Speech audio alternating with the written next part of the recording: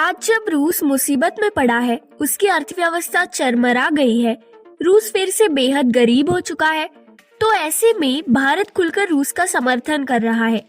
लेकिन पश्चिमी देश एक बार फिर से भारत को धमकी देना शुरू कर दिए हैं। धमकी देने वालों से मैं पूछना चाहती हूँ कि आप सभी तो पाकिस्तान की तरफ से भारत को खत्म करने आए थे, लेकिन आज पाकिस्तान ही खत्म हो गया और भारत बेहद मजबूत बनकर आप सभी को चुनौती दे रहा है।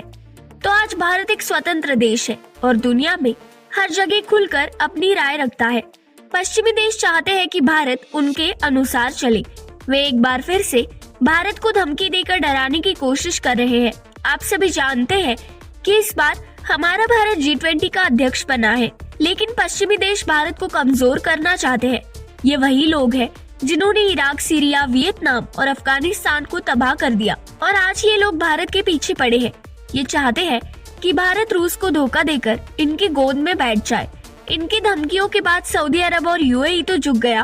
कल UN में इन दोनों मुस्लिम देशों ने रूस के खिलाफ जाकर पश्चिमी देशों के समर्थन में वोट किया है।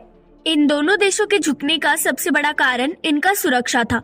ये दोनों मुस्लिम देश सुरक्षा के तौर पर पूरी तरह से पश्चिमी देशों पर ही निर्भर है, लेकिन हमारा देश आज किसी एक मुल्क पर सुरक्षा के लिए निर्भर नहीं है।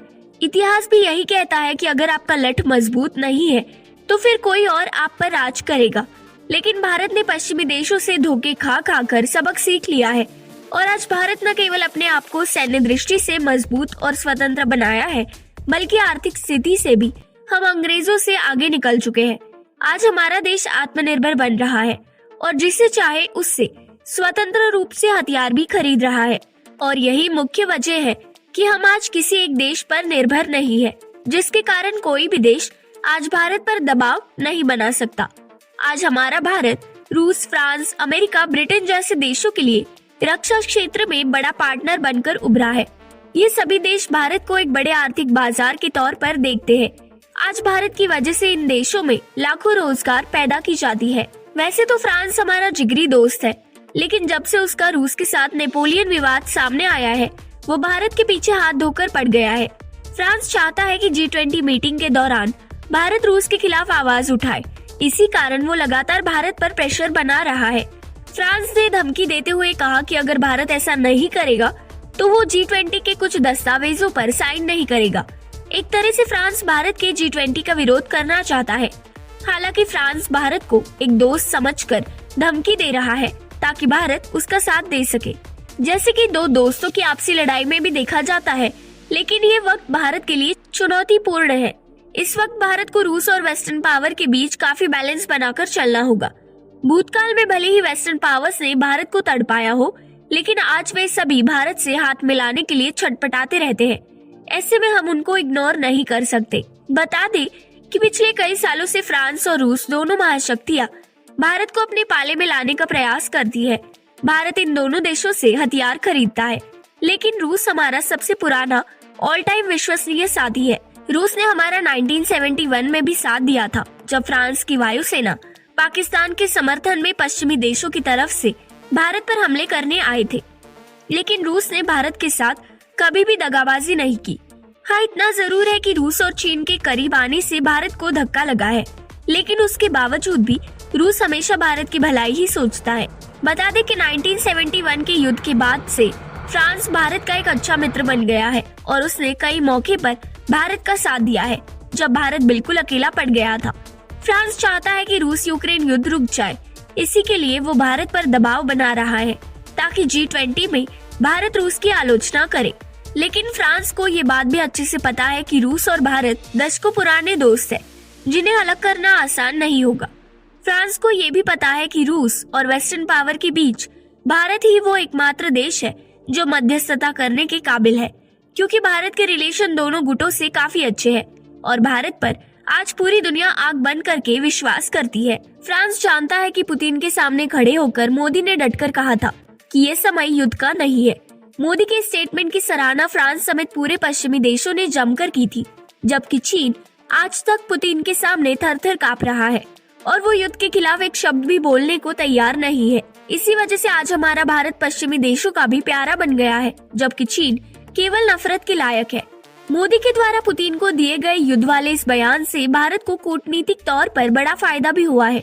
मोदी का ये सॉफ्ट बयान एक तरह से भारत के लिए सुरक्षा कवच बन गया है, क्योंकि इस बयान से पहले पश्चिमी देश भारत पर खुलकर आरोप लगाते थे और कहते थे कि भारत रूस के खिलाफ एक शब्द भी नहीं बोल रहा है। लेकिन मोदी ने इस बयान को देखकर एक तीर से 3 निशाना किया है।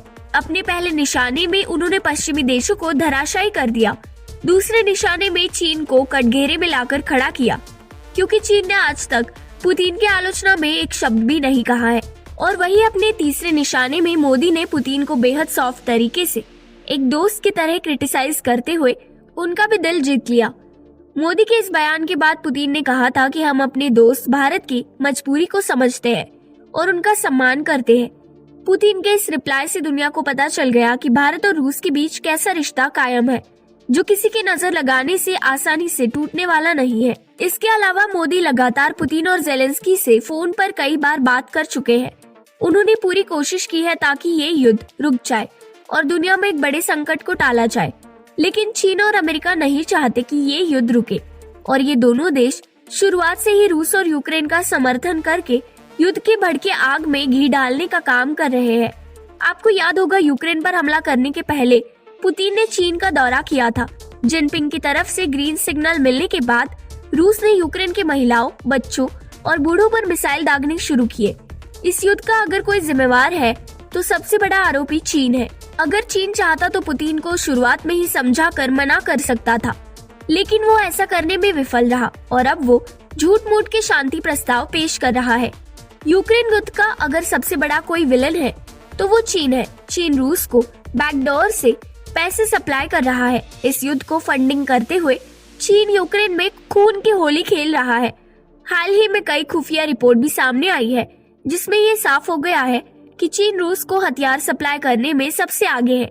ऐसे में चीन पर विश्वास करना बेहद मूर्खतापूर्ण है। आपकी इस विषय पर क्या राय है, आप हमें कमेंट सेक्शन में जरूर बता सकते हैं और इसी तरह की वीडियोस को देखने के लिए हमारे चैनल को सब्सक्राइब जरूर कीजिए।